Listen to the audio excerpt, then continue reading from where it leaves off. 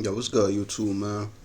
Dre had Lou got another reaction on three scary Halloween stories. About to see what they talking about. Get straight into it.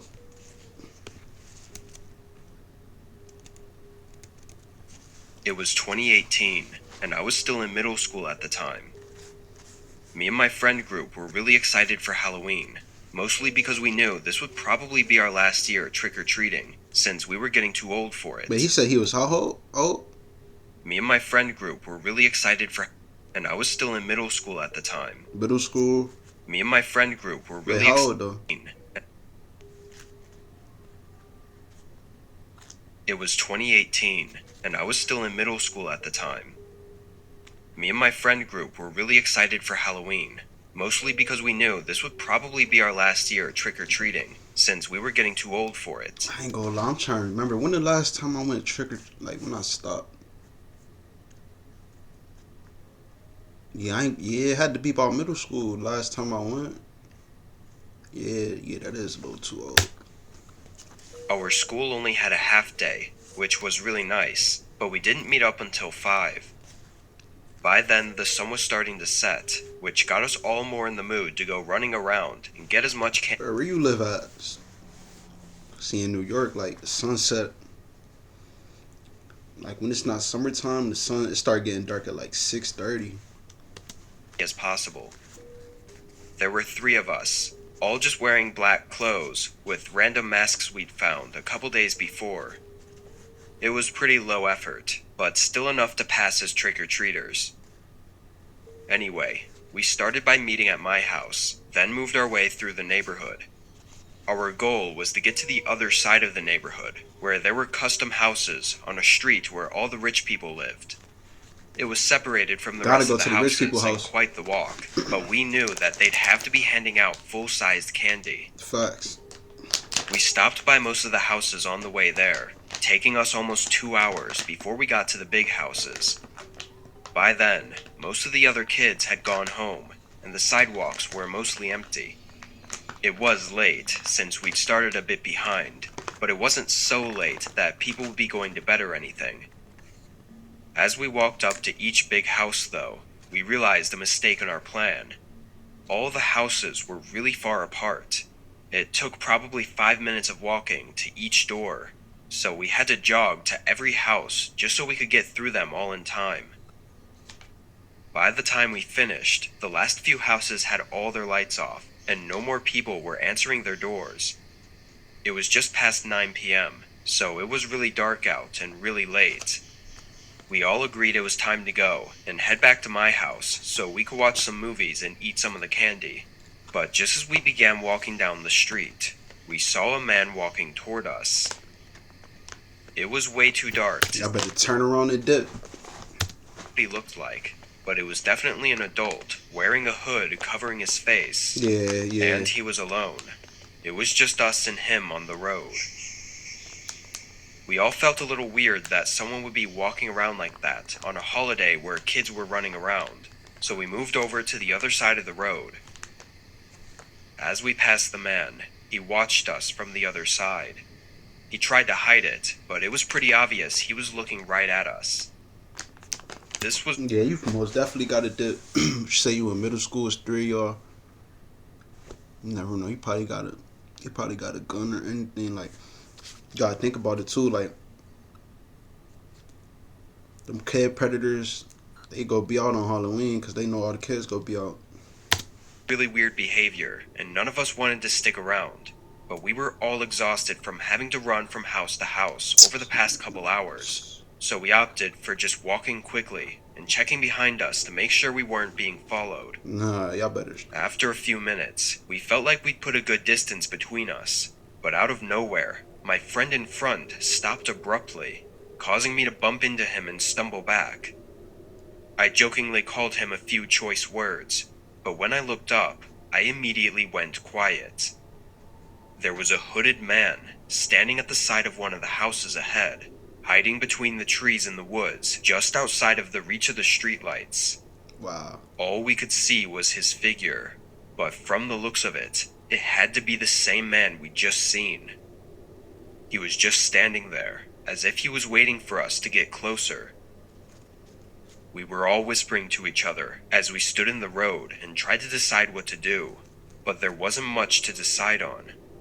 There was only one way out, which was the way we were heading, so we kept walking, keeping our eyes on the man. Tripping. You As telling we me got it was? closer, You telling me it was no other way y'all could have went? Bro, ain't no way. Y'all could have, bro. Y'all could have went back the way y'all came, went all the way around or something like that. Had to be a different way. just about to pass him, he started quickly walking out of the woods and toward us. All of us started running, making a break for the trees on the other side of the road. We stayed together, running into the woods in the direction that we hoped would lead to the other neighborhood. Y'all running into But the the woods. further in we got, the darker and more difficult to navigate it became, Why would you run? especially while running at full speed. Why would you run into the woods, bro? After a minute or so, we realized the man had either lost us or stopped following. We took a moment to collect ourselves, leaning up against a tree. Only a minute passed before we heard footsteps in the leaves somewhere out in the woods nearby. Bro, this nigga, how is he catching them though? Like, how you know exactly where to cut them off at? We silenced our breathing as best we could and listened as they slowly moved through the dark, eventually fading out. We waited a bit to make sure it was safe, then hurried out of the woods and made it back to my house. None of us had the nerve to call the cops, but we didn't see any other kids outside on our way back, so hopefully they'd already gotten home. We don't know what that man was trying to do, but chasing us into the woods and continuing to try to find us only makes it more terrifying. We stopped going out for Halloween after that, but I still get chills thinking about that night.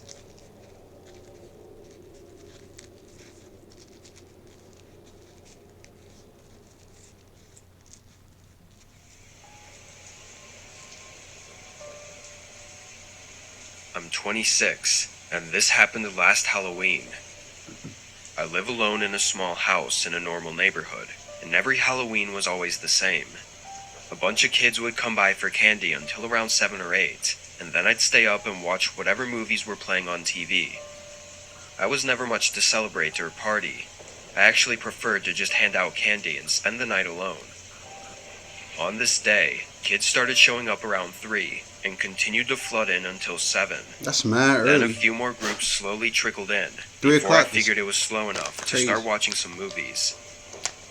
I set down the bowl of candy and went over to the couch, turning on the TV and looking for a channel that had a good scary movie on. I scrolled around for a few minutes, but was interrupted by a knock at the door. I put the remote down and opened the door, holding the bowl of candy in my hand. When I opened it, though, I was surprised to see a man on the porch. Nah. No kids anywhere, just a middle-aged man in regular clothes. It was unexpected, making me stutter for a moment before asking, "How can I help you?" The man looked at me, then looked behind me into my house. "Is Aaron here?" he said quietly. What? I asked who Aaron was, but the man didn't answer and continued to try looking behind me. I asked again, and he finally looked back up at me and said that Aaron was his son who was out trick-or-treating, but he's lost him. Strangely, he said it all with an emotionless gaze, then turned around and walked away from the door. I watched him, puzzled at what just happened. The man walked down to the sidewalk, then went out of view. I shut the door and stood there for a moment, collecting my thoughts. It was so bizarre, but something was definitely off. Yeah. I got my phone and called the police, reporting a possible missing child, as well as the man's strange behavior. I made it clear I didn't know anything for sure, and just told the operator everything that happened. But obviously nothing was going to be done, unless something else came up. Right. After getting off the phone, I checked out the door one more time, before going back to the couch and finding a movie. It was one of the Scream movies that had started a few minutes earlier. During the movie, there were no more trick-or-treaters or knocks at the door. By the end of it, it was nearly 11, and I was just about ready for bed. I stood up and turned to get the bull by the door, but my eyes caught a glimpse of a figure in the window across the room. By the time I realized and shifted my eyes back, the figure was gone. I could feel my heartbeat in my chest, thinking about if they had been watching me this whole time. Yeah, see, he live in the suburbs. He don't got no blinds over his windows or nothing. You could just see through. I don't understand how people like, even if you live in a good area, like I don't understand that. Just having your windows see through, no blinds or nothing. That's crazy. I slowly walked up to the window and peered outside, but didn't see anyone.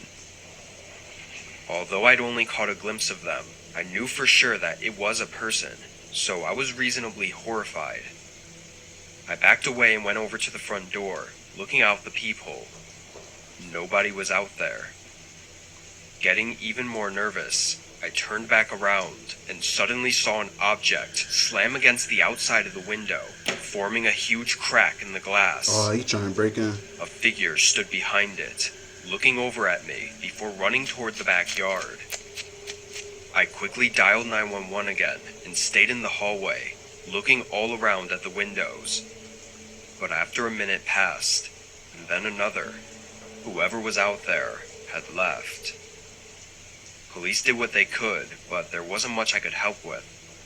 It looked like the person had smashed a rock or a tool against my window in an effort to break in, but other than that, their intentions are unknown. I keep trying to find the connection between the two incidents, the one with the man on my porch and the one by the window, but there's no real evidence showing it was the same person, other than the unusual way he was acting and looking into my house. It had to be the same person. Ain't no coincidence. So no reported cases afterward of any children gone missing. So what that man was really doing at my house remains a mystery.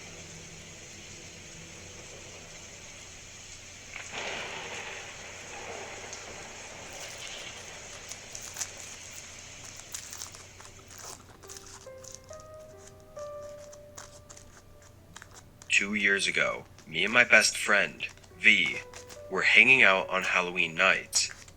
We were roommates living in a small house, and both of us were on our last year of college. Obviously, we were too old to do any of the normal Halloween things, but we still wanted to do something. None of our more creative ideas really sounded good, and we ended up deciding on just making cookies and watching a scary movie. It was only 8, so most of the grocery stores were still open. I got in my car and drove down to the store to pick up some cookies to bake, along with frosting and some Halloween-themed sprinkles. As I was in the aisle, though, I noticed a man staring at me from the other end. I didn't look at him directly, but I could see in the corner of my eye that he was looking at me for the whole time I was in the aisle. Being that it was a holiday, the whole store was mostly empty, so seeing this guy being creepy like that was really unnerving. I quickly got what I needed and walked away, checking out and getting... I don't know if I'll be tripping, but I feel like people just be looking at me too, like I don't know what type of look it just be weird, like I can't explain it.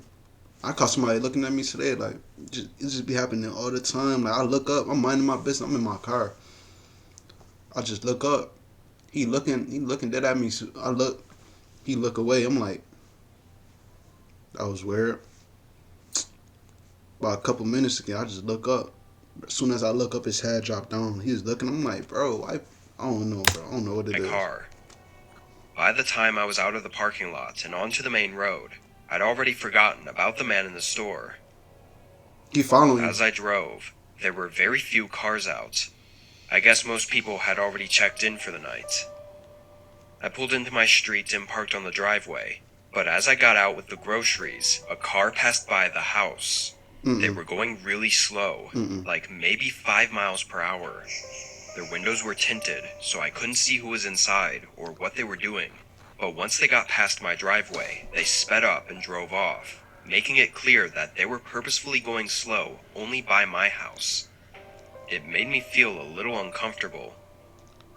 I told V about it when I got inside, but he didn't seem to think much of it. We put the cookies in the oven and sat in the kitchen while they baked, talking about which movie we were going to watch, until the doorbell rang. Nah. We gave each other confused looks. Then V got up and went to the door. I watched from the kitchen as he looked in the peephole for a second, then opened the door just a few inches. I heard V say something. Then a few seconds passed before he closed the door and locked it. He turned around, looking even more confused than before, and walked back to the kitchen. I asked who it was and what they wanted. V said it was some guy, but when he asked what he needed, the guy didn't say anything. So V closed the door. Where? Apparently he was wearing a cheap plastic mask, but from the other features V described about him, it kind of sounded like the man I'd seen at the store.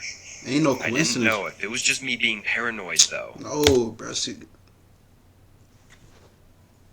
how many signs people be needing? Like, bro, that ain't no coincidence. Like, come on. I got up and went to see for myself, walking quietly up to the door and looking out the peephole. No one was there anymore. But as I stayed and looked, I saw a car parked across the street. The same one that passed by earlier, now sitting right in front of our house. Its lights were off and didn't seem to be running. I told V, explaining everything and getting him to come look at the car. But then there was a thud that echoed through the house. We stopped and listened, hearing it again, coming from the basement. I walked over and opened the basement door, looking down the staircase as the thuds got louder, until it went quiet. Y'all left the There door. was a moment before there was the faint sound of footsteps shuffling through the basement. Y'all left some door I open. shut the door softly without making any noise, and V was already calling the police. The basement door didn't have a lock on it, so I was just pressing my body against it and hoping for the best. The muffled footsteps went across the basement and to the bottom of the stairs, where they stopped. As I listened, the suspense made me more and more scared. V grabbed my shoulder and told me to come with him as he ran to the front and out of the house.